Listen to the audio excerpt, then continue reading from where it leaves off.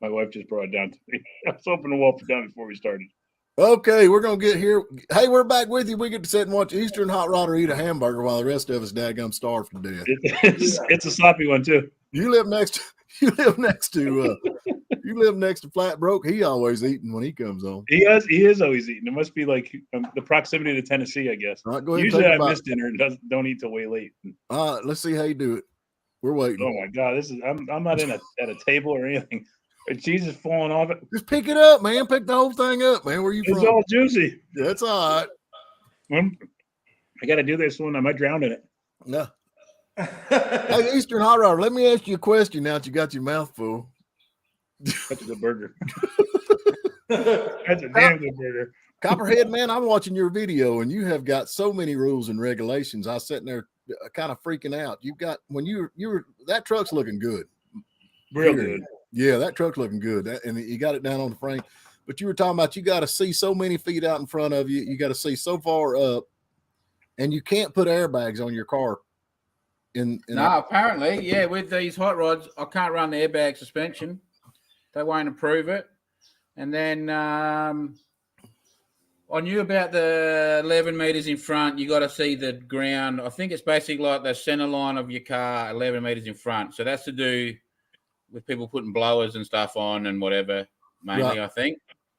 But this bloke said the other day that about the traffic lights as well. You've got to be able to, so I don't know I have to look into what that one is about, having a direct line to see the traffic lights. I don't know what the distance is or whatever, but I don't know. Some of these things, like even in my Euro cars that I have issues with, like my head touches the roof in the CLS, and I've got to sometimes do like that to see the lights and stuff, Right. But now, is that just hot rods only, the ones that's not allowed airbags, or is that? I mean, new cars now, man, come with airbags. Yeah, I don't know. I think maybe it's just the hot rods because they're home built. They're really strict on these. Have to be fully engineered and everything. Like they got to go through it like a three inspection process. So I can't paint that frame until it's had its first inspection. Wow, really?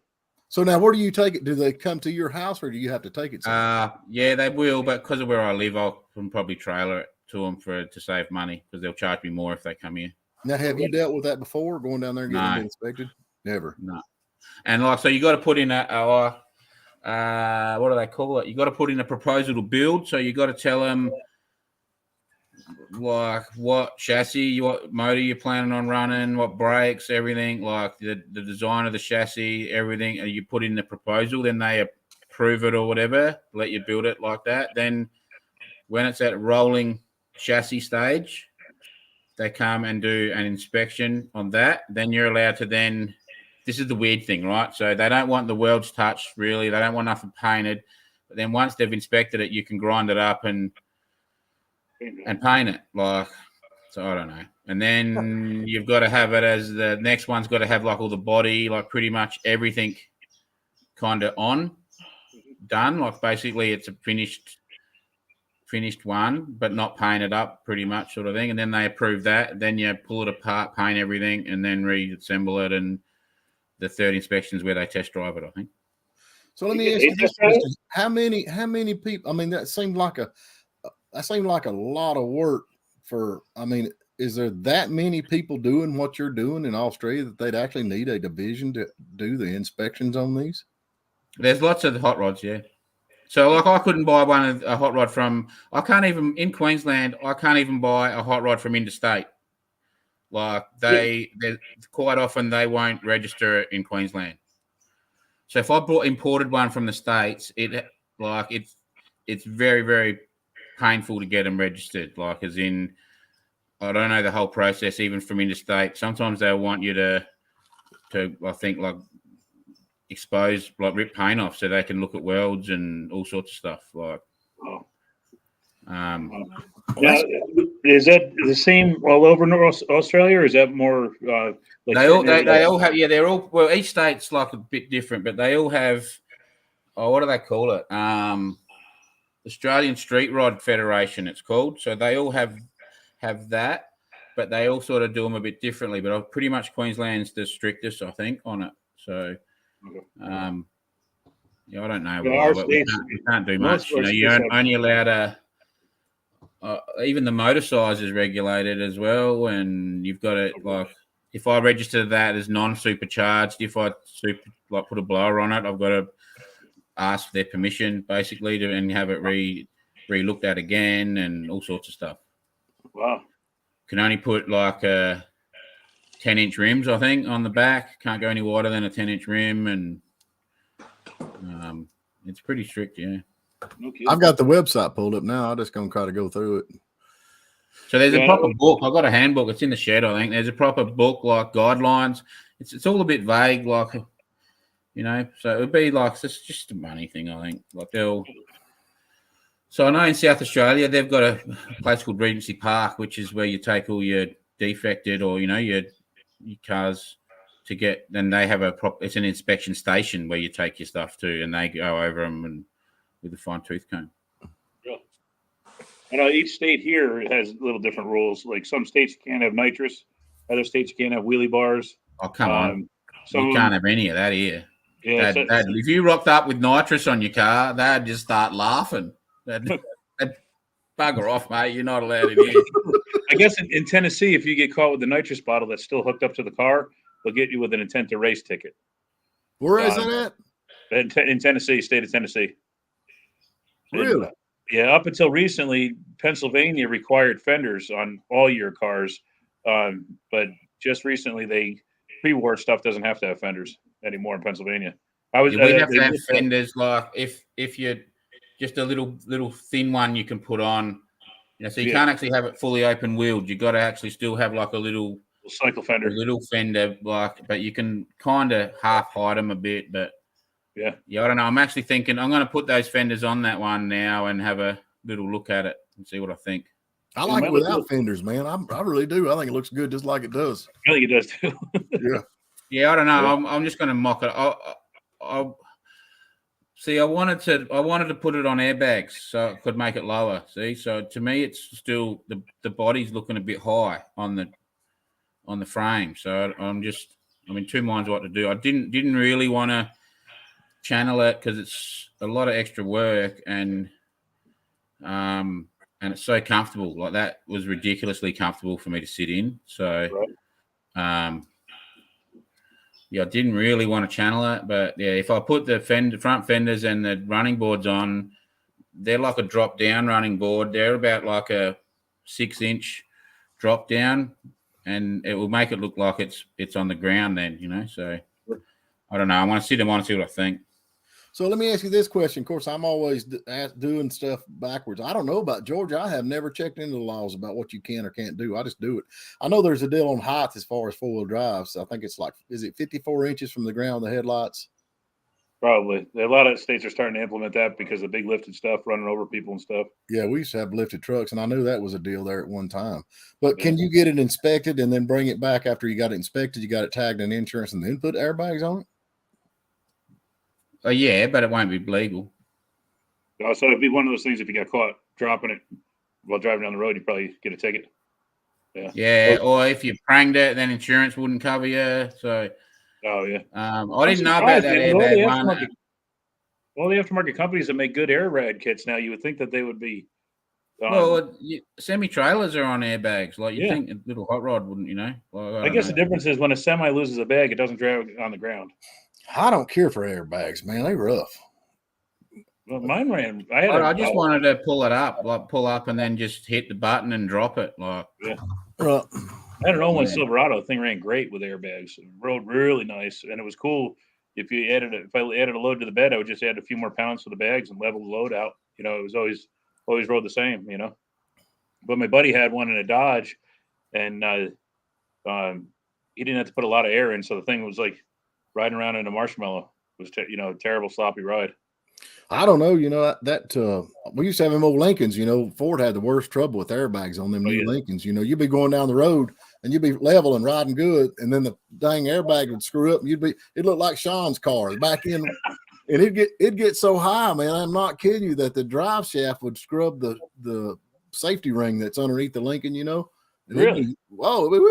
You'd be going out, then all of a sudden it'd quit, and then the front end would go up. You'd be riding like this, Well, there's stuff with that. Like my Beamer, X5's got airbags right in the rear. Like, so I don't know. I think it's just a hot rod thing. They don't like it.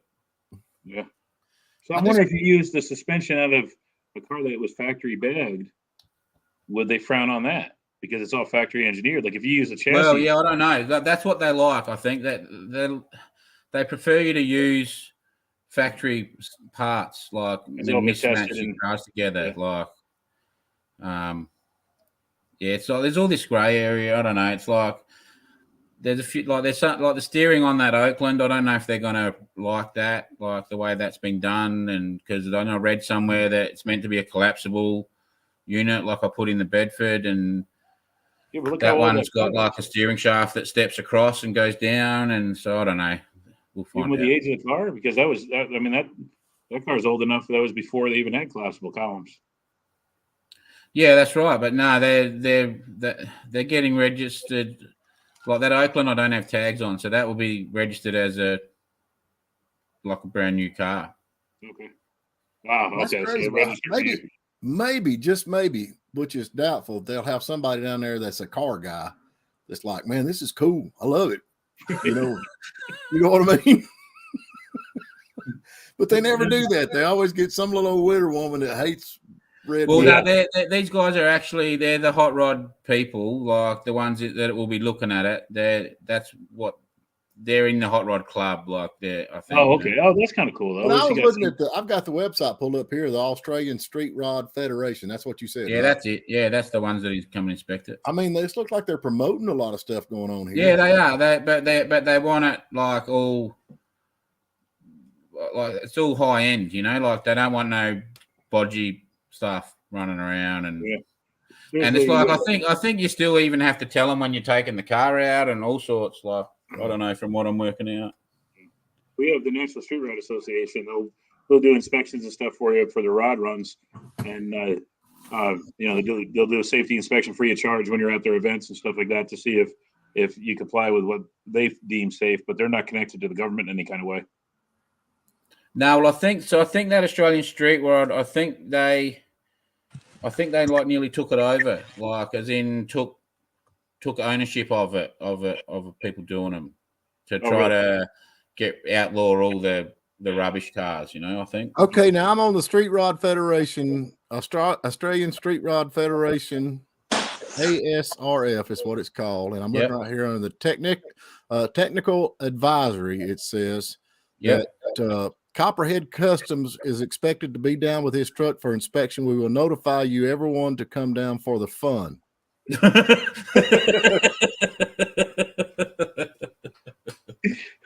They're waiting on you, man. Yeah, it wouldn't surprise me. Yeah. I know some states have like a windshield height limit. They used to say like if you had to be more than like $1 bill. In some states, other ones will have 9 inches. There's a certain height that for visibility reasons. That's why when you said be able to see the traffic lights, it depends on how far back from the traffic light you have to park on any car. Yeah, well, I'd never read that one, but this bloke that came out to buy that buy the sides off that chassis, he's going through one now, and his engineer. He did a 4-inch chop, I think, on his, and his engineer was like drilling him about making sure he could see a certain point up, because otherwise he wasn't going to pass it. He said, I won't pass it otherwise. And there was something else that he said. I think he's the one. I think it was his engineer that said about the airbags. See, I haven't read anything about the airbag thing, but his engineer said, don't put on airbags, I won't pass it. Oh, really? So now this thing says you can become a member of the Australian Street Rod Federation. Yeah, I'm a member of it. You have to be a member to get your car, like to put it in, to get it inspected, and so how much does that cost? Build and all that. Pardon? How much does that cost? I don't know, $150 or something. A year? Is that a year. lifetime or is that per year? No, it's per year, I think. And then they send you badges and stickers, and you get a book, a Street Rodder. I don't know if I've got one around here. They send you a little Street Rodder magazine like every couple of months. Right. Do they guarantee you a trophy if you take it to an event? No. Oh yeah. Everybody gets protected. Because that's if you want to make a some of the guys real mad over here. Like, you know, if they didn't get a little trophy to go with their car, that's just a bad day. Oh, no. I carry my own. Yeah. Yeah. there was some for sale at the swap meet yesterday. My buddy's little son had one, and another friend of mine says, "What are you buying your own trophies now?" He goes, "Actually, they gave it to him."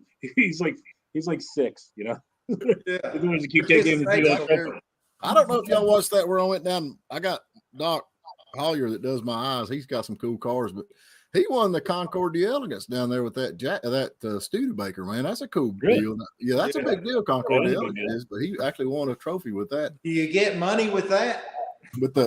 Well, it's a prestige thing, you know, because that Concord de Elegance, that's where all the high dollar but where can you spend prestige?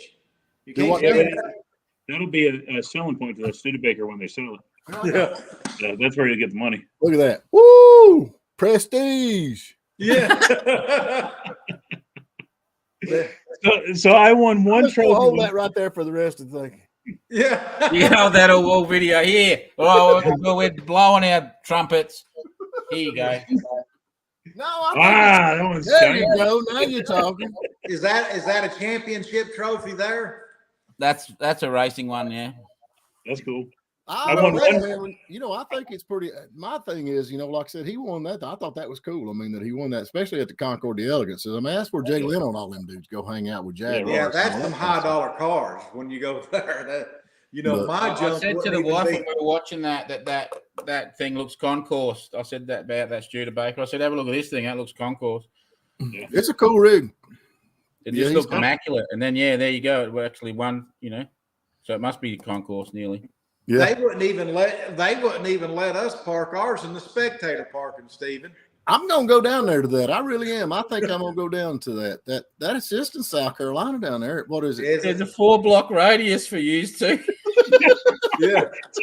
Caution tape. It says no Steve, no Steve, no Steve. I was wondering, you know, that over there at the radio station, they kidded me. They wondered about my cars, and I said, "How come?" I said, "Because every time it rains, there's always rainbows coming out from under your car, you know, because the oil leaking right next to the rainbow." I said, no, it ain't none of that. That's what you tell them. That's unicorn pee. There you go. Yeah, I don't know, man. That's cool. I had a friend of mine. He hosted a show. He hosts one up at the Field of the Woods, you know, up in Hiawassee Dam area. And he calls me up. He says, "Hey, man," he says, "I got some parts." He said, "Can you make a trophy for me?" I said, "What do you need it for?" He said, "We're going to have a exhaust rev off. It'll be import versus domestic." And I said, "Well, the domestic's going to win it." He goes, "How do you know?" I said, "Because I'm going to enter it." I said, "I'm not going to let an import beat an American car at an exhaust sound." So he said, "Well, can you make the trophy?" I said, "Yeah." So he brings over an exhaust tip, and that's all he had. And he says, "Can you put something together?" I said, "Yeah." So I spent a couple hours taking parts from other trophies and welding everything up and mounting it all up and getting it. So it's like I got this chrome exhaust tip comes up, and then coming out of that is a cross, and then it says "sounds." I hand lettered it, "Sounds Heavenly," and I bring it up there and take it out of the trunk of the Willys and give it to him. And he's like, "Oh man, this came out really cool." So then it comes out to the exhaust rev time, and I uncork the Willys, and everybody's like, "John wins." So I won with the Willys. We took the same trophy I made, put it back in my trunk. I know I won it fair and square, but it feels like I cheated because I made the damn thing. Yeah. So like I really won it, you know? Yeah, I carry my own. Yeah, so I'll leave it up on the shelf, and next time we have to do another one, I'll change the date on it and give it back to them, let someone else win it. Now your mother just bought a Corvair convertible. That's cool. Yeah. Cute little car, man. We got a couple things. We got to chase some gremlins out of it. The brake lights and tail lights don't work, but the directionals do. So the guy said it kept blowing fuses, but I couldn't find a blowing fuse in there. So I don't know. I have a feeling it's maybe the brake light switch or something. But other than that, it's pretty much road ready. Well, now, you know, I've been pulled over before. Like, "Oh, yours not working." Can we still do this number? I mean, can you still do that? I think you can. Remember, that used to be, "Hey, we're turning left. Yeah. I'm turning right." Yeah, it was left, right, and stop. Yeah. I think I'm about to make one of them for the Bedford. One of them that goes out like that. Yeah, a little hand on a rod. We've got the little you bracket. got it working though, right? Hey, you've got it working. You've got that working, right? On the Bedford. Yeah, it drives. It's a prosthetic arm. I've just lost something. I've blacked out. What have I done? Oh. It's an I awesome had, mannequin. I had a 49 Chevrolet, if I'm not mistaken. It just had one tail light on it. Yeah, I've lost it. You know, it didn't have, and then of course hand signals applied to that vehicle because it came factory with one tail light, brake light. That's right. Usually one right in the middle. Yeah. So either off to one side, but if it was a delivery van, like a panel truck, it was usually right in the one door. And the license plate and tail light were all the same. Yeah. Yeah. My dad's 46 is that way. Some of them you can get dual taillights was an option. Like Model 8s, you can get dual taillights as an option. Mm. What model is her little car? 65? 65, yeah, first year for that style. Yeah. I was calling them the Camaro looking ones. You know. I've got a 66, I think it is, turbo coupe. But the turbos are gone, but it's a what did they call it? It's a Corsa Spider turbo coupe, I think it's what it's called. Yeah, the Spider was the turbocharged option. Yeah. Corsa was trim level. You could get a Monza Spider or a Corsa Spider. My mom's is a Monza, so it's I think is the lower trim level. I'm not really sure. How's the power on that thing? Little, it's 110 horses all. It feels like it handled good. It felt like a powerful Volkswagen Bug. Yeah, you know, like the sound and everything was behind you. It handled decent. It was a fairly comfortable car to drive. You know, track down the road real good. That you could just let go of the steering wheel. I imagine if it was a stick shift car, it would feel a lot more powerful. It's just you know, you're talking about them bugs back years ago, and I cannot remember who had it, but there's a guy come to school that had a Saab, the 3-cylinder Saab. You know what I'm talking about? Yeah. And we got out in front and drag raced that thing in front of the school. I mean, the cops, everybody didn't care. They want to see what happened, but they drag raced the Volkswagen against the Saab, and that Saab blowed that Volkswagen off the road, man. Did it really? Yeah. I mean, it wasn't a real fast race. I don't think they got over 60 mile an hour, but the Saab got there first, but it was 3 cylinders. Yeah, that's a good looking car. I like the hubcaps.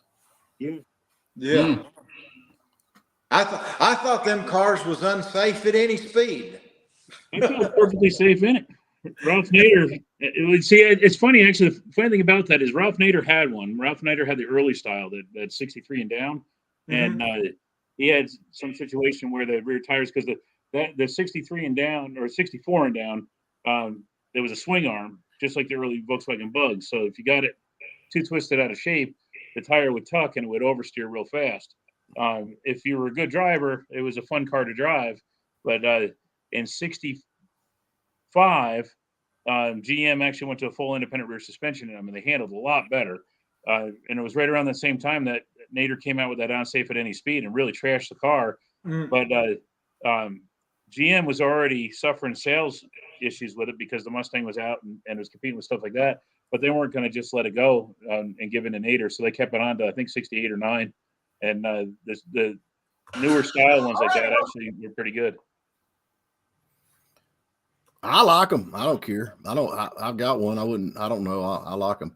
All right. I'm going back to ask Copperhead something. Okay. We got Bad Chad down in your neck of the woods. He come down there. What did you see him when he was at the big show? He was in my town. Well, he's traveling all over. He's putting videos up from different. Yeah. So that Corralbin where the drags were, that's my town. That's where I live. Yeah. It was like a minute down the road. Okay. Cool. No, we didn't go. I don't go to it. I've never watched one of his videos. I reached out to him and he didn't reply to me, so I went go get. Yeah, you know. I've seen the stuff on Facebook where somebody shared stuff on Facebook, but I've never watched one of his videos. He does some of that. He does that wild custom stuff. Like, what was that guy that did the Batmobile and all that? What was his name? Yeah, he does a really weird. Well, he does really weird stuff. Like, yeah, he does. Some stuff he's done is pretty cool. The other stuff, the lines are really weird on it. Like some of the boat tail stuff he made. Yeah, but, some just look funky, like don't look right, and some turn out. But now he basically just does the fab work. He doesn't really finish many off. Is he a body and paint man? I think more. I don't know. I think he's kind of like an all-in-one shop, but he's not. It's not real high-end stuff, you know. He's out of Canada, if I'm not mistaken. And his series, I watched all the shows in his series. I didn't know he was on YouTube, but when he was on, what was it, Discovery or Motor Trend or whatever it was, I watched it. He had some kind of neat ideas that he did on some stuff, and there was other things that, you know, like Copperhead was saying, some of the stuff just the lines don't quite flow right. But it was still kind of neat to watch people make stuff. Well, he's a fabricator. I mean, I guess you could say fabricator. I think he's a sheet metal man more than anything. I don't know if he does paint all that well. I think he does. Well, he does everything, but he's like, he gets hammered in his comments. Like, he gets absolutely hammered. They drill him, like, because he's like, I don't know. There's a lot of warriors, you know, but yeah, they hammer him in the because he does some weird stuff. Like the other week, he did something and then. Like he didn't go buy a 90-degree fitting. He just like made this horrid mess out of it, you know, by just mitering, you know, cuttering a piece of tube, and it looked horrid. Like, I don't know. So he does do some rough stuff, but at the end of the day, he just covers it with filler and sands it down. That Phillips Kustoms or whatever, you know, that did the Batmobile. He was he did, you know, everybody's like, oh, it's one of his customs, but I ain't sold on his stuff. I just think, like I said, I mean, it's fun to watch. I can't understand a dang word he says. He talks more like Copperhead does than I do. I guess he's from New England, or where's he at? He's from Canada. Chad, you mean? Yeah, he's in Canada. Chad's from Canada. Yeah. He may be French. He's in Nova Scotia. Nova Scotia. Yeah, that's where he's from. They don't say about; they say boot. Yeah, and ka. Yeah. So you don't have issues understanding me? I had someone pay me out on the video going, "Oh, not a bad video if I could understand the word he says or something." What's that? I probably didn't understand you. Can you say it again? Yeah. Lower. You've been told today, John.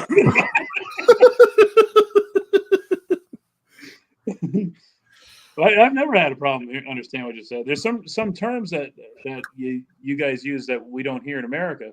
They're big words that you don't. It's like when Steve says "yontu" or whatever it is. Yontu. Yeah. Like I'm all what? Yeah, it's you just kind of. That's you want to all. Yeah, I've got to know it now, but I'd have 100 of those words that you'd be like, "What the hell is he on about now?" Like, yeah. So slang and stuff, you know. Have you used Yontu yet? No, I haven't used it. I've been a bit scared to come out with the yawls and the yontus and the woo. Where's your immigration card? You know, that's like, you know, another word that goes with that. You know, like we say, jeet. Did you get that? Jeet. Yeah. Did you eat? Did you eat? Jeet. Oh. Then we just say, see, Copperhead. I can help you out. The guy would say, no, and he'd say, Yontu. You know, that's a whole sentence right there. Jeet. No, Yontu. I can help you out, Copperhead, because I can translate to Southern for you, because I grew up in upstate New York. So like, I would say to speak English before I moved south of the border. It's south of Mason-Dixon line when I say south of the border, and then I had to learn all the lingo that these guys use down here. So, like, we didn't use jeet. It's just jeet. It's not even did. It's just jeet. Jeet. It's just jeet. Jeet. That's it. Yeah. See, we got to figure it. There was a guy. Do you remember? There was a fella named Gear that used to live in Murphy. He had an orange 32 Ford with a checkerboard firewall. He drove the tires out of it. I featured him in the magazine, and he had 475,000 miles on that 32 before he passed away. And I did a photo shoot on it right after he broke 400,000 with it. It was 401,000. I called it the 401k. He bought the car in 57. He was that deep southern draw that was hard to understand. He sounded like Boomhauer from King of the Hill. And we were sitting around one time, and I was talking about drag racing and any drag strips around here. And a couple of guys said, "Well, Gear knows where the old drag strip was." He said, "There was one here in Blairsville." He said, "But I'm not sure where it was. Gear's the one that knows all that stuff." And they said, "Where's Gear at anyway?" He said, "He was over there talking to my dad." He went, "Oh man, that guy Gear always got something to say." And then the other guy goes, "Problem is, I can't understand a word he's saying." I said, "You think it's bad? What about me, man? I'm from the north." And the guy stands up and he's a big guy. He goes, "Ain't so much his accent as a lazy southern drawl." And I looked down and said, "I don't got anything for you, pal. I don't know what you just said." It took a little while to catch on. Well, now Copperhead, this guy, this Bad Chad or whatever, is it Bad Chad? That's it. He's going to all these different shops down there, and some of them has got hardly any subscribers. Or I don't know if they're famous in that part of the country, or have you kept up with any of that? Oh yeah, I've never. Well, the first shop he went to, which they're all apparently the best shops in Australia. Like the first one he went to he's the bloke I bought my big Pontiac off. Right. And he doesn't even have signs on his shop, so I don't know. Like he's in the next town. We'd never heard of him before, but I think he does like deer stuff. But the other guys I've never heard of or seen or anything before. But yeah, the drags were at my town, but we didn't go down there. Like I don't know.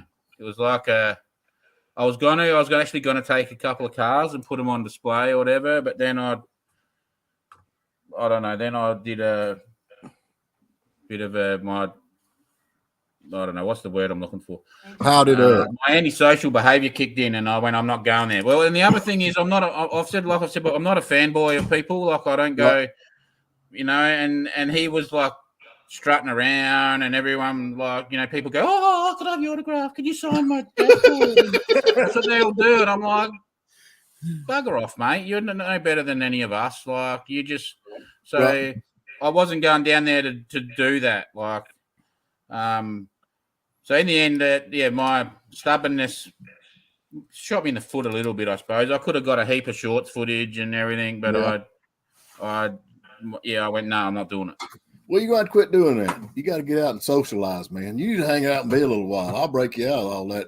I used to socialise a lot. Maybe that's why I don't do it, because I've realised that 99% of people here aren't worth my time. There you go. Well, let me tell you something, son. There's plenty of them over here too. Right? You just got the market cornered down there. I can tell you that right now. Stephen, are you going to do that the Bandit Run? Yeah, I'm going to Bandit Run. Did you see the post that Tim and them was doing on Facebook where they was, I guess, scouting stuff out? No, I hadn't. Oh, you talking about? Didn't they come to Helen over the weekend? Yeah. Yeah, I didn't see the post, but I knew they were coming. I was like, he stayed. Sean stayed in the motel room that Jackie stayed in Helen. Yeah, but he didn't get drunk. No, he probably didn't. That Bandit Run's pretty fun. Copperhead, I don't know if you keep up with that. Well, we had Buford on the other day. You were on there. We had Sean Bailey. They do a thing down here at the Road Atlanta called the Bandit Run, and all these people come down. They bring the I don't know. They got the Dukes of Hazzard car there. They've got all the movie cars there, and then all these guys are there that looks like all these stars. You got Buford's there, and Tim's there. It's Burt Reynolds, and you got Boss Hogg is there, and all them. It's a lot of fun. But the cool thing about it is, after the show's about over, then all the people that's involved gets to ride around the track, gets to drive around Road Atlanta about 3 laps. That's pretty cool. And the ticket is you can't pass. There's Alan. He's in there. Well, hello guys. You ain't supposed to pass, but the last lap, that's when everybody starts passing, man. It gets pretty serious. You can't get kicked off there anyway. You kicked off then, so we're like, and my boy's driving. Of course, we're driving a bandwagon, which is a 1987 Crown Victoria station wagon. I'm like, gas it. He said, we'll never make it around the corner. I said, I don't even care. Go, man. But that's a lot of fun. We about froze to death last time. It's cold. Golly, bum, it's cold. I think it's going to be pretty this time. But they said they were going to make some runs up to Helen and do some stuff. I don't know. I know that during the Bandit Run, they did come up to the famous Kissing Bridge, and they did a photo op with Buford and all them up there, and Tim, and it's a lot of fun. Yeah, it's a lot of fun. It's the 24th. But I ain't gonna be here next Sunday, y'all, because I'm going down to Emerald Coast Cruising. It's going to be blue cold up here next weekend. I'm gonna be in Florida, son. I'm gonna be like Copperhead. I'm gonna be sweating. I'm gonna be sweating. I'm gonna be sweat rolling down the crack of my face. I can't wait.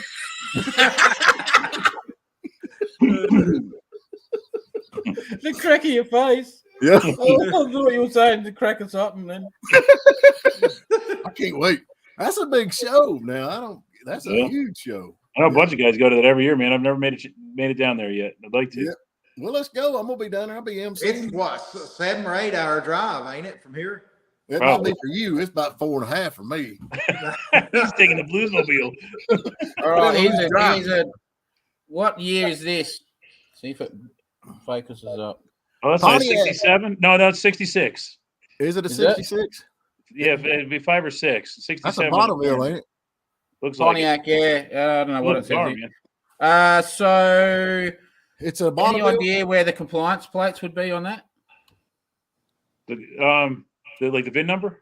Yeah, where would they be? That should be in that year. Might be on the dashboard by the windshield, but in that year might still be on the inside door jamb on the left side.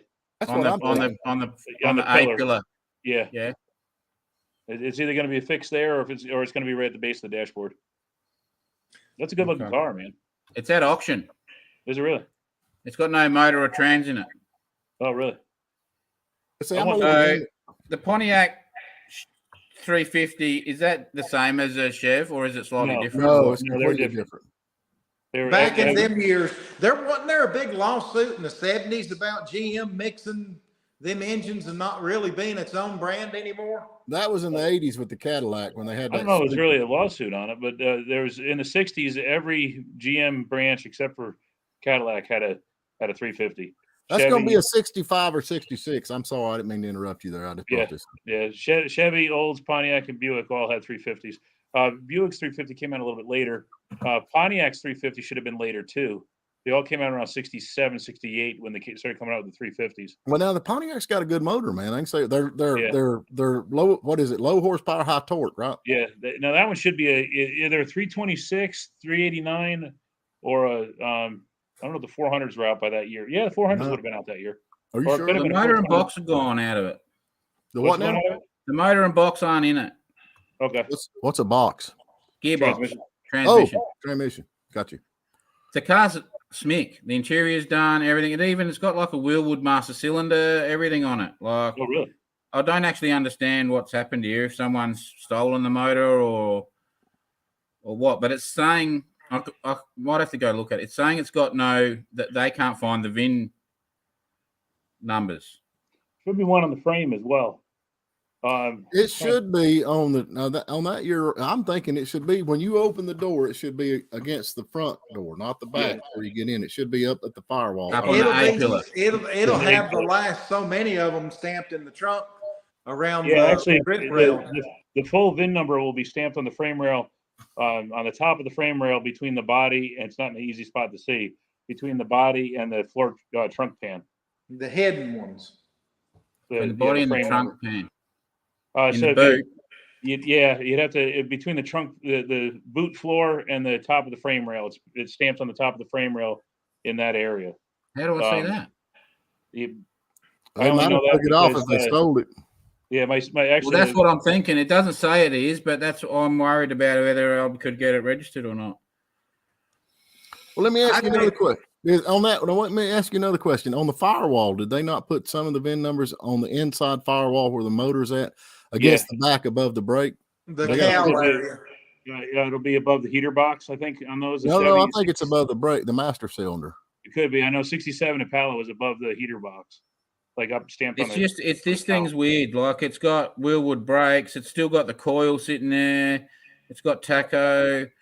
It's just weird how the motor and box aren't in it. Like, I think it's even got a battery sitting in it, maybe. Really? So let me ask you this question now. You say it's at auction. Is it at the state auction, or is it just an auction, or what is it? One of the auction companies, yeah, but they have all sorts go through there. Like, it could be a stolen car. It could just be someone's project car. It could, who knows? Now, do they give you paperwork to show you that it's in the clear? Like they bought it at auction so you can get around that, or is you still stuck with it? I don't know. I'll ring my roadworthy bloke and see what he has to say, I think. What's a roadworthy bloke? So he's like so all the cars that I do, like, say, like the Statesman, he comes in and has to go over and do like make sure it's legal, like it's right. Doesn't have oil leaks and the brakes work and the wheels aren't falling off of it and all that. So to make sure it's to a good enough standard to drive, and then they make sure that all the numbers are matching. But then they can also do. I know you can get issued compliance plates and stuff, like your new VINs and everything, but right. So I suppose with the auction paperwork, you'd think you should be able to get a new VIN, wouldn't you? Yeah, I would not. So because you I want to picked legally. up a Ford this week, bad as I hated to. You did what now? Picked up a Ford, the 66 Mustang. Oh, did you buy that one direct up there? Well, no, well, you know, I ended up with it. I'll just say it like that. What does that mean? You beat him out of his car, you dang crook? Oh, well, I mean, it just was what it is. You know, he come in and said, "You want it?" Yeah, I'll take it. And it's only got 77,000 actual miles. So tell us the scoop. How much you got in it? We want to know. Well, you know, hopefully, you know, I'm trying to work a trade with another mechanic. He's got a 67 Barracuda, but I don't know if that's going to happen. He didn't act too enthused, but he's got the means of fixing it. I'm going to tell you, if he's got a 67 Barracuda and trades it for a 65 Mustang, he's lost his mind. 66. Well, the Barracuda don't have no running gear or nothing in it. Yeah, but that hasn't been hit on the front and the back. Huh? That's been hit on the front and the back, hasn't it? The front, yeah. Well, see, it'll run and drive. That thing runs and drives a factory 289 and everything. Really? That's what it's a 65? 66. 66, yeah. The first car I bought my wife was a 65 when we were first dating. And see, the interior on that car is mint. It's unbelievable where it's been kept inside. Really? It's all factory paint car still. Of course, the back end's all mashed up. Oh, okay. Well, I thought it didn't get hit in the front and the back. Yeah, it was hitting front too, but the front ain't that big of a concern. Yeah, I don't know. I never liked the 65. I like the 2+2. I mean, I guess. But yeah, I mean, if you got a good, you're just like all them fellas. You like the Hollywood cars, Stephen. I bet you wouldn't even have a Gremlin, would you? Yeah, I'd own a Gremlin. Or a Pacer. Hey, that was a Hollywood car. What was them two dudes is in the Oh, Pacer? yeah, well, the Pacers. Wayne's World. Yeah, I like Wayne's World, dude. But now you know that Mustang that Ken Block built that he was driving around. I don't know if they shut that whole city down to make that video, but now he really made a 66 Mustang or 65, whatever it was. He made it a bad little old car. Made it all wheel drive and yeah. That's crazy, man. As much as that guy done and get killed on vacation. Yeah, I know. Oh, he was. Well, let's just look at that Chase Elliott. I think he broke his leg up our snowboarding this week. Yeah, missing the race. I don't know. I'm a big Ken Block or however you say his last name fan. I kept up with all his stuff. I just wish I could get one of them cars because I mean the car took a lot of the driving out because it was so powerful, you know, when everything's set up. Man, as a mechanic now, I don't get Copperhead. You said you don't like to get all googly eyed, but if I was standing next to him, he said, "Hey man, you want to take a ride?" I'd be weak in the knees. I'd say, "Oh yeah." Yeah, but that fella was Can I lick your boots? Let me He was a real wheel man, you know. It's like he can drive, man. I ain't kidding you. Yeah. But I just think that's sad, man. That's just sad to me. Oh, I know. It was a huge loss for that whole the family and everything. Yeah, ain't no doubt. Now I think his girl can drive pretty good too. That he had her taught. She was doing pretty good. Yeah. I don't stay on top of it real, you know. Yeah, I don't know, man. It's getting that time of year. I'm ready to go. At autocross, I'm loving that. I'm going to get back into that. I've been kind of dragging my feet on that. But then they got that other – did you see that? We talked about that Dylan McCool went to the autocross where they do the rally cross. I want to try that. I want to try rally cross. That Mopar party that they have, that Holly Mo party that they have up at Beach Bend, right? That's the best place to go because you got drag racing. You've got that. Is that the thing in Kentucky? Yes, and they've got that rally like you're talking about. Then they've got off-road racing. Yes, I'd like to try that too. I'd like to try that off-road racing. And see, there was a guy out there jumping a brand new T-Rex out there. I ain't gonna do that. That's what that Dylan McCool went to that. He went to that thing. But Yeah. I think he nearly embarrassed himself with the car he took because I don't think it would even spin the tires. Hey, we've all been there. We've all been there. We know his pain.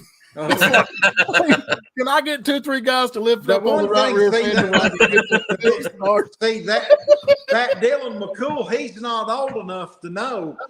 Back in our days, back in the 80s, them cars was so weak, you had to get the mentality that it'll spin or it'll slide. It'll do one of the two.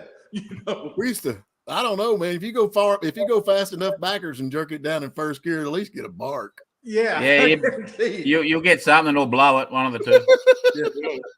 We used to get them little front wheel drive cars. You know, they had the mercy brake in between the seat, and we'd go first gear and we'd change into second. We just jerk that mercy brake up and go. Then we go into third, we jerk the mercy brake up.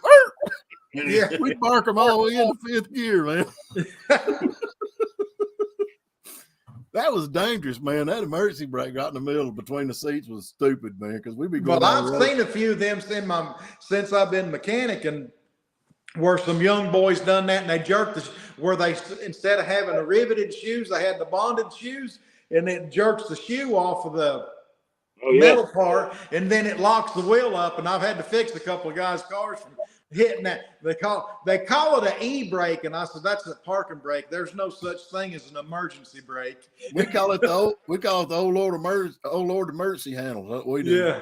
But we just go down the road, man. You'd be riding down the road with your buddies or something going to school. We'd just jerk that thing up. We'd be right in the middle of the road. Yeah. Here we go. Yeah.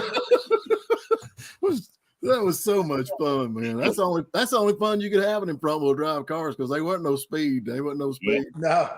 Except when they started making them backwards doing donuts, man. I often wonder if you could go down there with them burnouts like they do down there and take a front wheel drive and just start going backwards because that's the way you lay rubber in them front wheel drive. That sucks.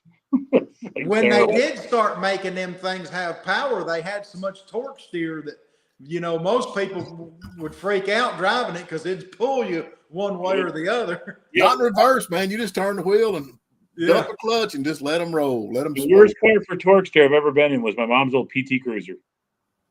Was it bad? Was it a turbo? No, the thing was awful though, man. Just a little automatic PT Cruiser, and you go to pass somebody, it would suck you right over to the guardrail. Oh yeah, that ain't no good. It was real bad.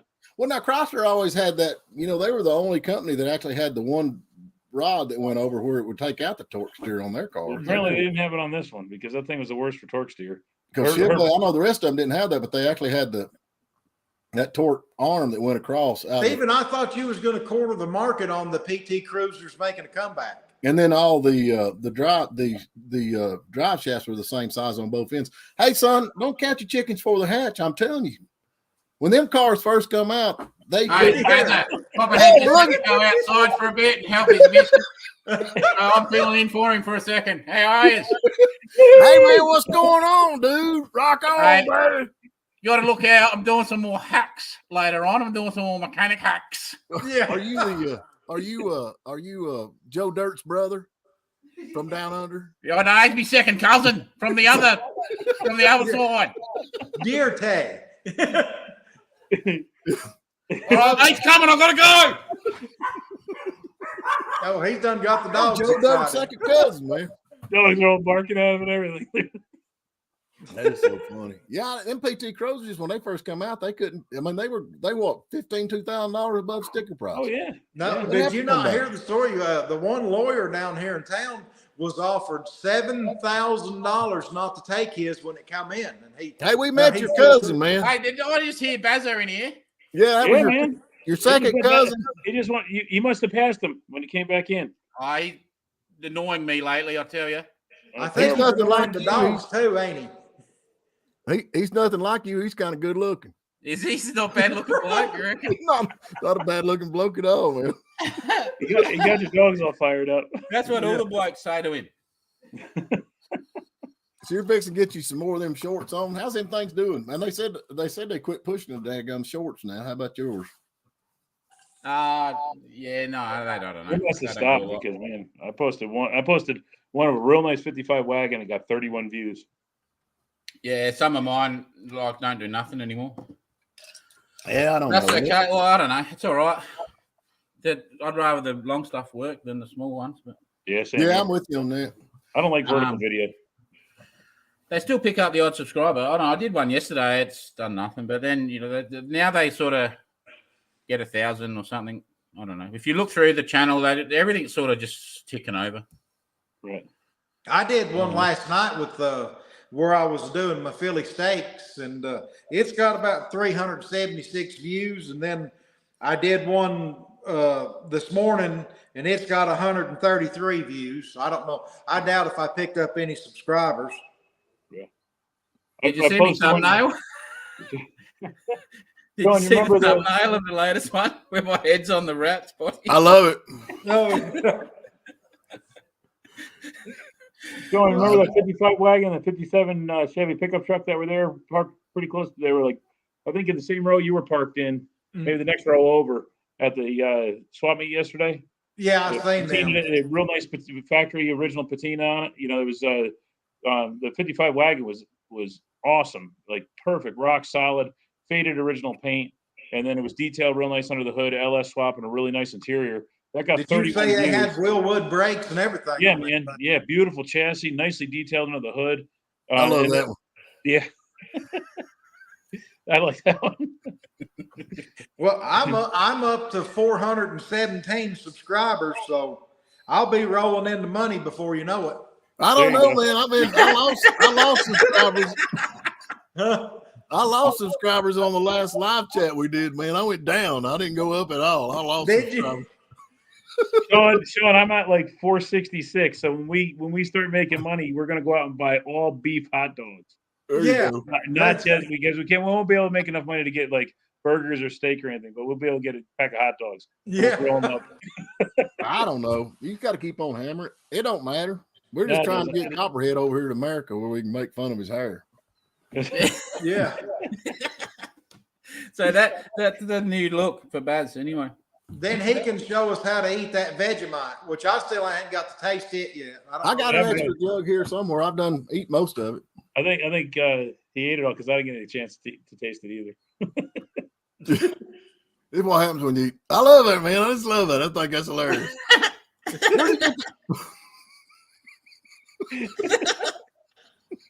Hey, I don't know if I can do it. How do I do that? Maybe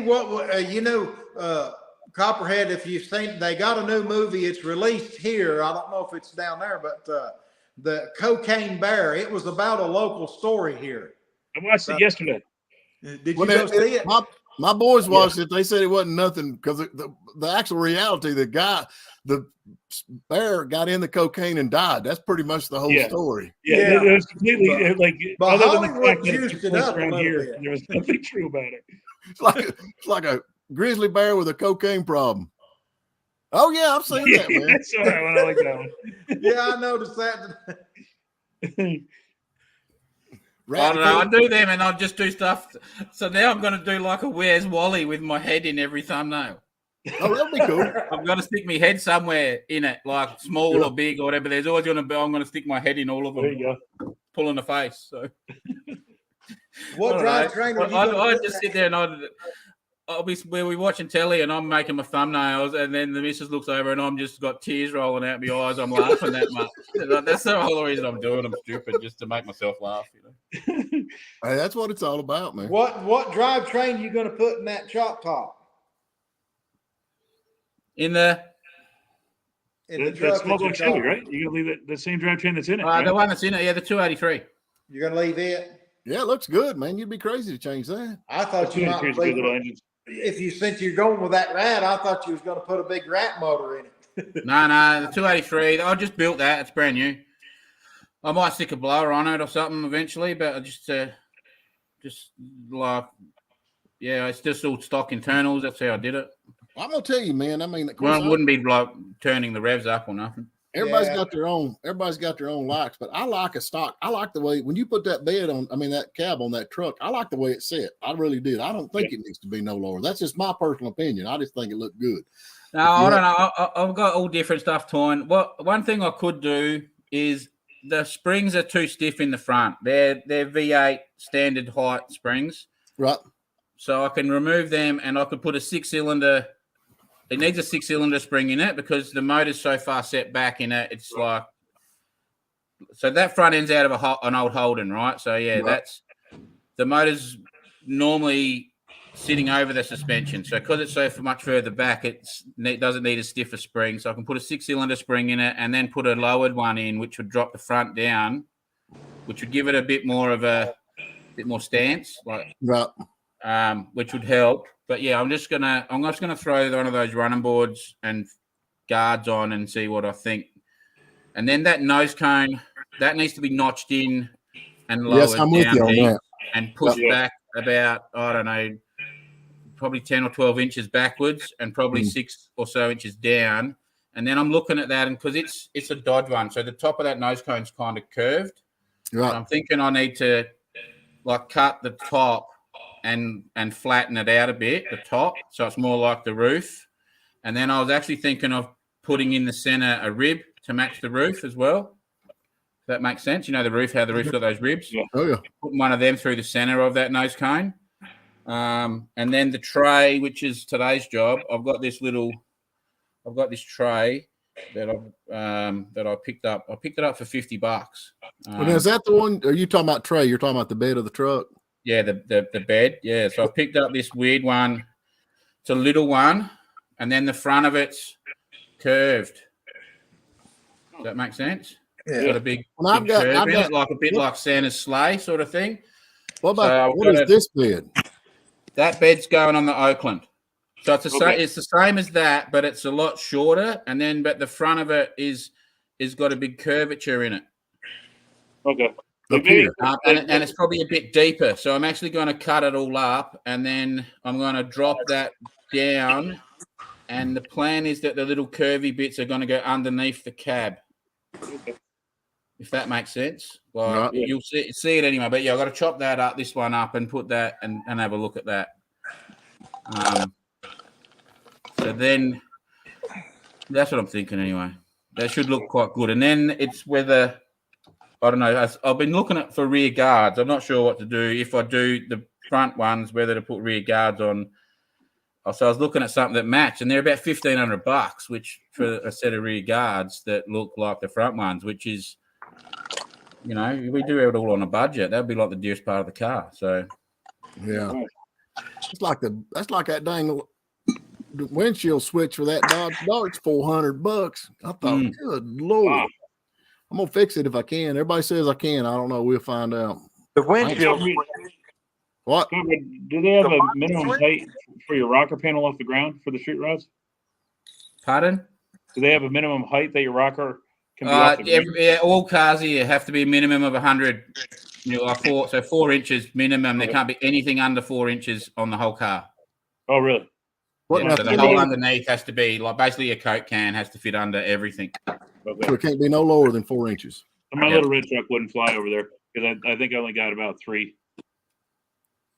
So the Bedford, I have to trim all the guards on the Bedford up because they're only like 2 to 3 inches. The bottoms of the guards, so I have to actually trim all them up a bit. Yeah, my rocker, I could put my toe under it and I could put my toe up and put the rocker in the exhaust.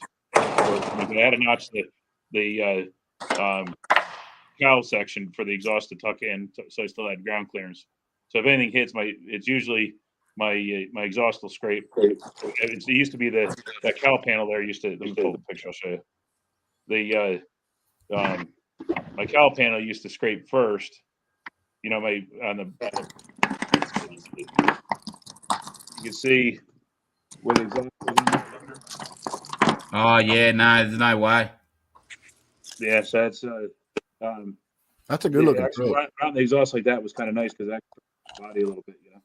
See, so that's what I want. I want the cab lower. See, the cab's a bit high for me. That's all. Like I can't get it, can't have it that low, but I just wanted it a bit lower. Like, sure.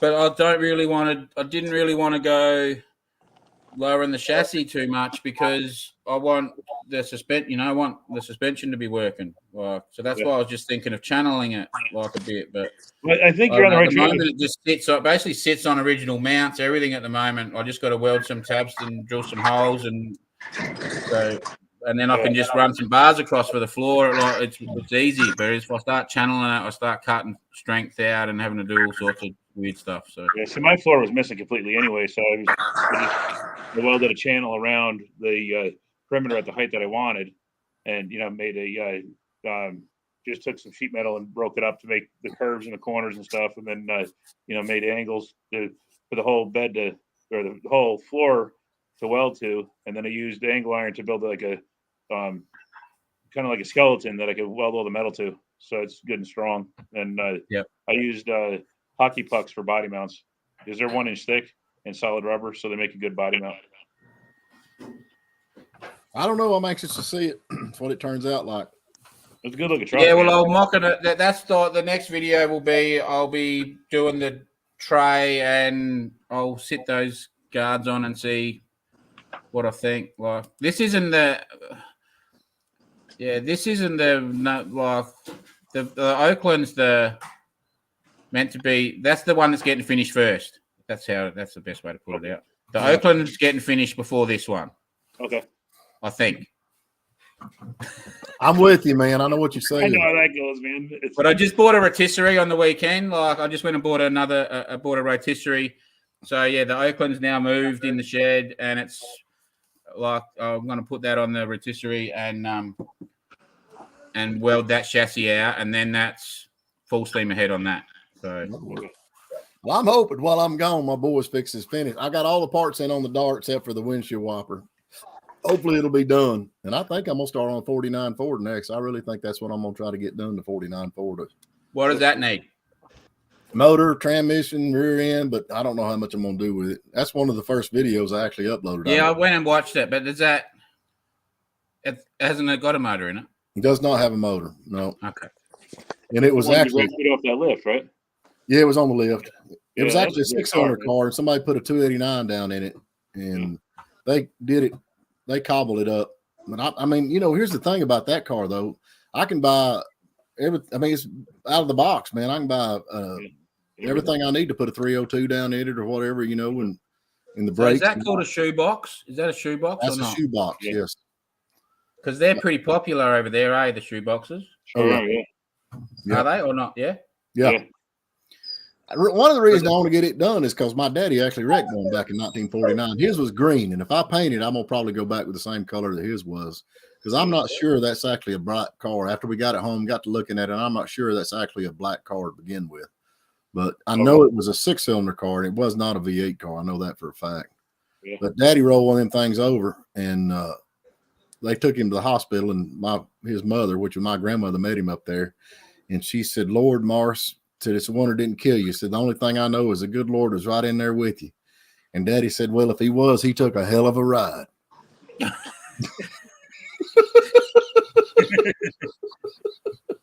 So that always just stuck with me. But I'd like to get that thing going back on the road. But I might paint it that weird looking green. But I'm not going to do a whole lot to it. I'm going to put disc brakes on it. I think the disc brake kit's about $800. I'm going to put the power disc brakes. I'm going to put air conditioning. And I think I'm going to put a little 302 in it. Nice. You got a motor?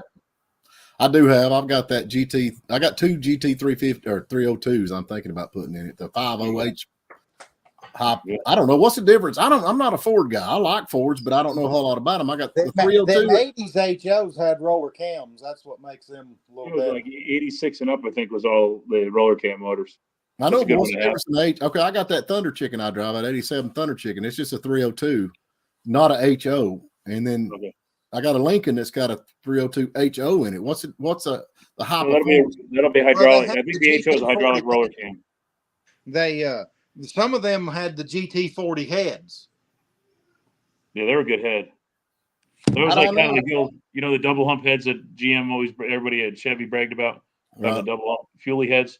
So the GT40 heads are basically Ford's version of the Fuelie heads. Yeah. No, but the roller cam, is it not the same in both of them? Is the roller cam not the same in both? Yeah, but now they probably had different, slightly different lift and duration cams.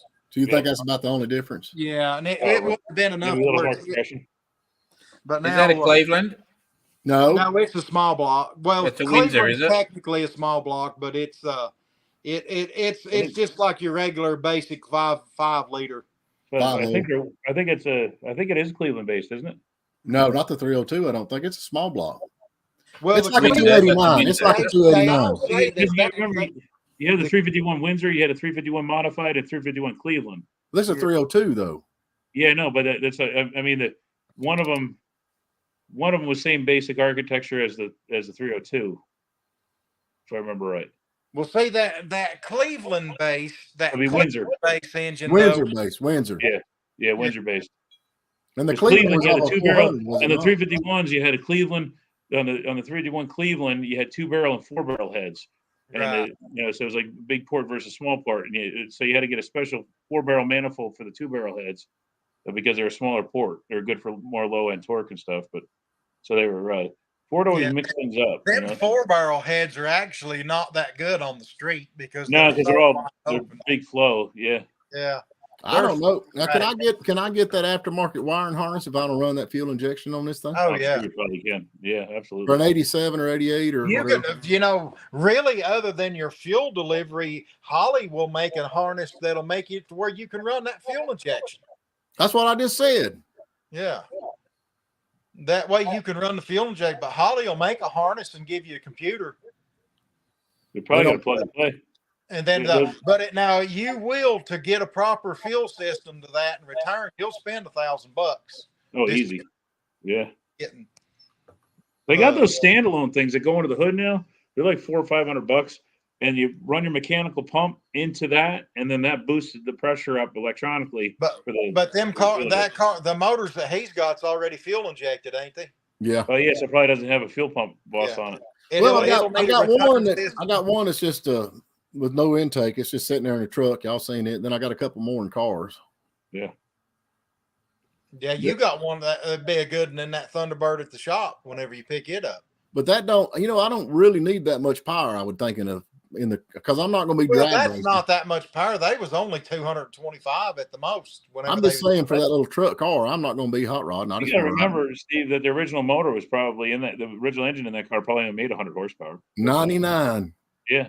So anything's going to be better than that, So you're going to have double the horsepower. I want air conditioning. I want power steering and power brakes. That's what I want. Yeah. Going slow is more fun. Yeah, I'm with you. I ain't got nothing to prove. I'm 55. Sometimes, isn't it? You don't have to. Every car doesn't have to be, ridiculous. Yeah, driving a slow car fast is more fun than driving a fast car slow. Yeah, that's true. Yeah, that's right. I had to think about that for a minute. Yeah. But it's the truth. I mean, you take a slow car and drive it as fast as it can possibly go. It's way more fun than driving a fast car slow. Yeah. You can practice hole shots at a traffic light with a slow car, and the cops wouldn't even know you were doing that. I've come across a unicorn, and you wouldn't even know. But, I've come across the Unicorn Mountain up there, and if you watch that video where I went across the mountain with the bandit thing I was doing in a 77 Chrysler New Yorker, as hard as that thing to run, I ain't kidding you.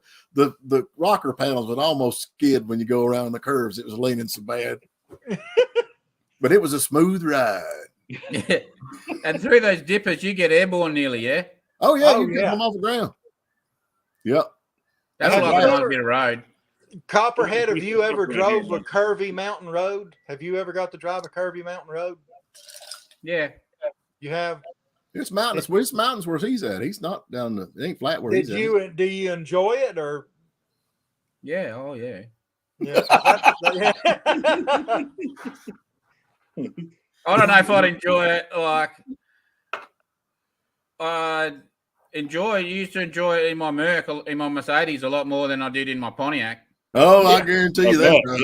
Yeah. Amen to that. Yeah. Yeah, I'm with you on that. I just sold it. Last week. I sold me Mercedes. I actually sold 2 cars last week. The 2 cars I didn't want to sell. You 2 said cars I really liked. The one you were in the other day, the little hot rod one with the tinted windows, everybody's blowing and shooting you birds. Is that the one you saw? Yeah, the black Mercedes went, and then our Chrysler 300 went. What year was your 300? 14.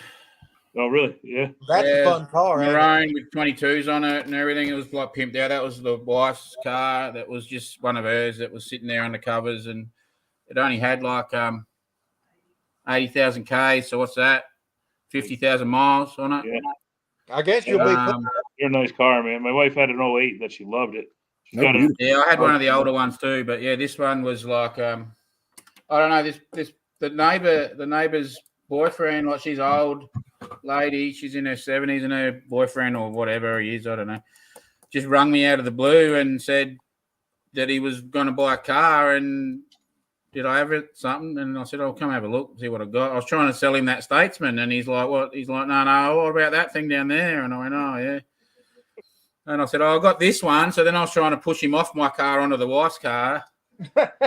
And then he rung up and like said, "Give me prices on them." So I did. And then he said, "How much if I buy them both?" And I went, "What?" So I said, so I knocked a few grand off what I'd said and said that. And then he said, "All right." And so he transferred the money straight away. I'm like, "Oh, God." So Honey, I serviced them both and detailed them and dropped them off to him. And yeah, I'm still half in shock over it. But as soon as you get ready to move, you've got to sell that Corvette and everything, don't you? yeah, we got to sell everything. Yeah, the wife's put that up. The Corvette's up for sale. Is it? Yeah, I don't know. We have to.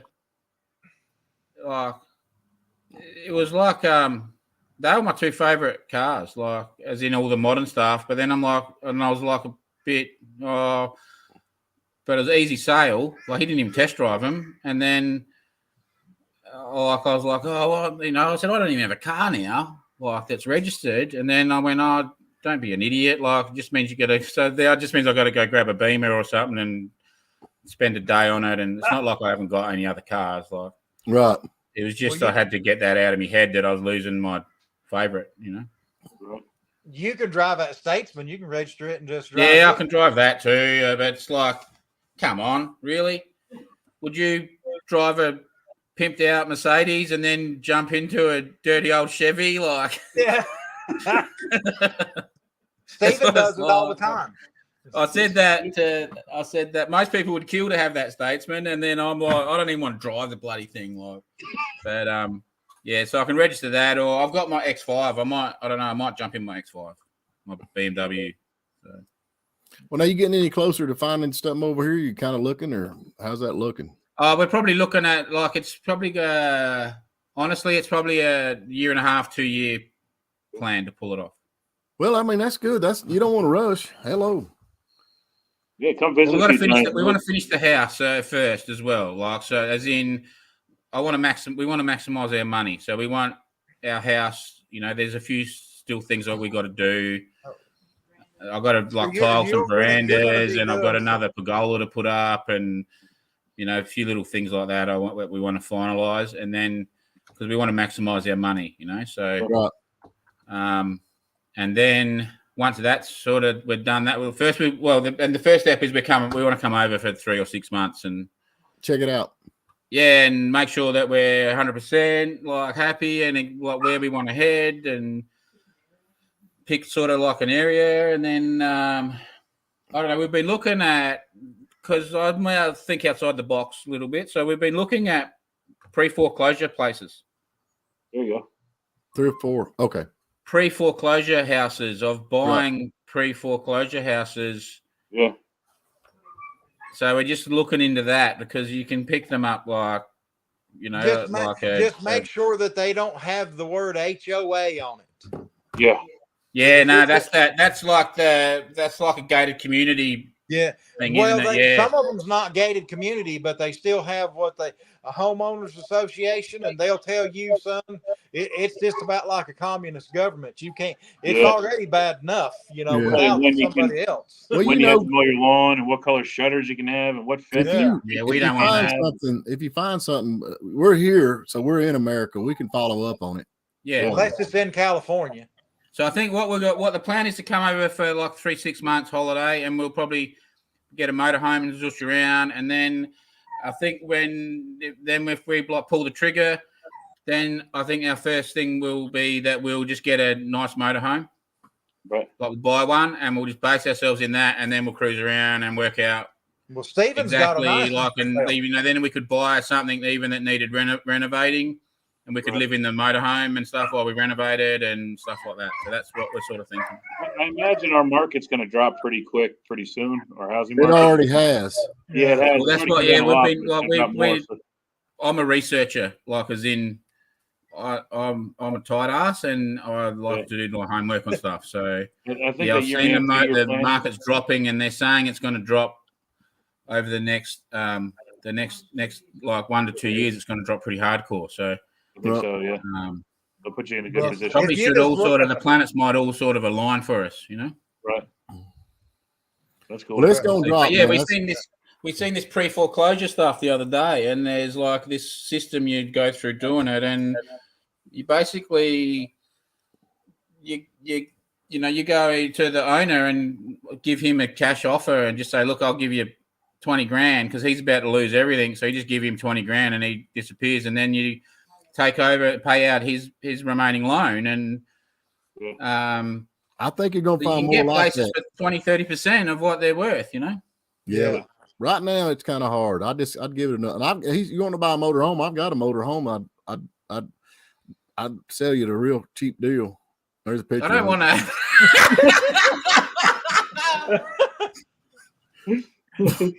Yeah, that's sort of something we were thinking about. Stephen, I've got one. What are y'all talking about? That's nice. Stephen, show him the motorhome that I've got. I don't even know if I can find it. That would be like I'd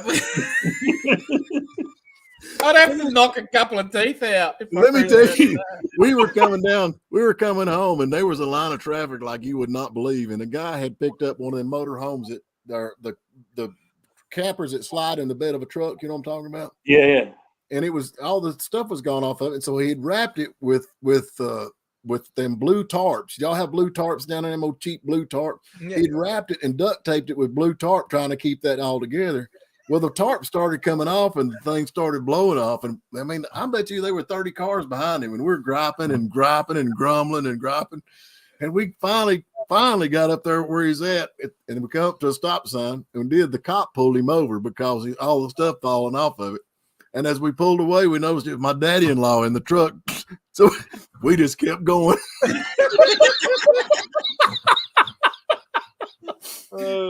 William had bought that thing somewhere, and he's trying to get it home, but that was funny, man. That was hilarious. But anything, man, we'd help you any way we can. Yeah, thanks. So that's what the plan is. Yeah, we're sort of looking at a two-year deal, because it's a big thing. Like it's like y'all have a good week. I've got to head out. All right, man, be good. We might as well. Okay, see you, bub. Be good. We getting wound down here. All right, we might as well, man. We've been at this over an hour, folks. We're gonna go with. Hey, thanks all those watching and all that good stuff. Tell everybody bye. We're gonna be that work, and we're getting off in the left field. But we'll be back next week, hopefully, if the good Lord willing, the creeks don't rise. We appreciate y'all. Hey, don't unsubscribe me, please, God. Please don't unsubscribe me. See you later, guys.